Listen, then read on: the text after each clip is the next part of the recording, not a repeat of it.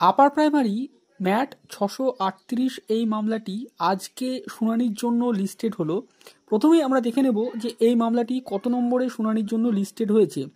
দেখুন, কজ লিস্টটা যদি আমরা দেখি তাহলে দেখব যে in the high court at Kolkata honourable justice Tapabrata Chakraborty এবং অনারেবল জাস্টিস পার্থ সারথী চ্যাটার্জির বেঞ্চে কোর্ট নম্বর 11-তে এই মামলাটি লিস্টেড হয়েছে আজকে।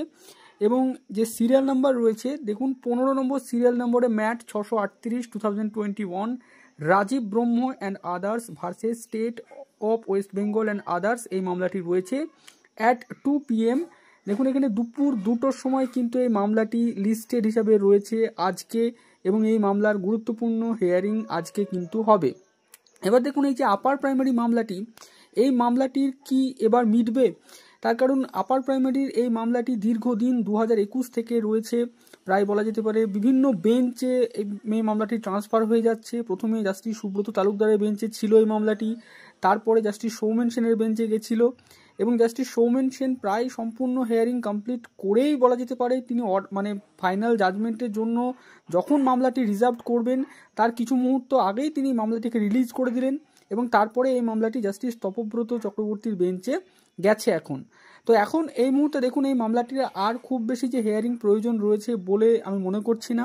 আর খুব বেশি ম্যাক্সিমাম হয়তো 2-3টে হেয়ারিং হয়তো হবে, তার কারণ এখানে এই মামলার অনেকটাই প্রায় বলা যেতে পারে জট কেটে গেছে।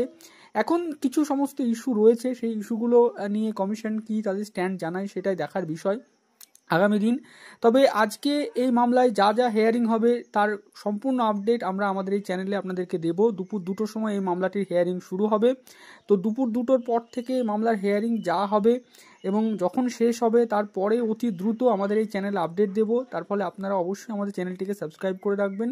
এবং আরেকটি গুরুত্বপূর্ণ ব্যাপার যে সিট আপডেট, তো সিট আপডেট নিয়ে কমিশন প্রাথমিকভাবে তারা বলেছে যে সিটটা আপডেট করতে চাইছেন প্রার্থীরা, তারা চাইছেন যে সিটটা পিটিশনারদেরকে দেওয়া হোক সেই সিটটা তারা নিউ রিক্রুটমেন্টের জন্য রেখেছেন।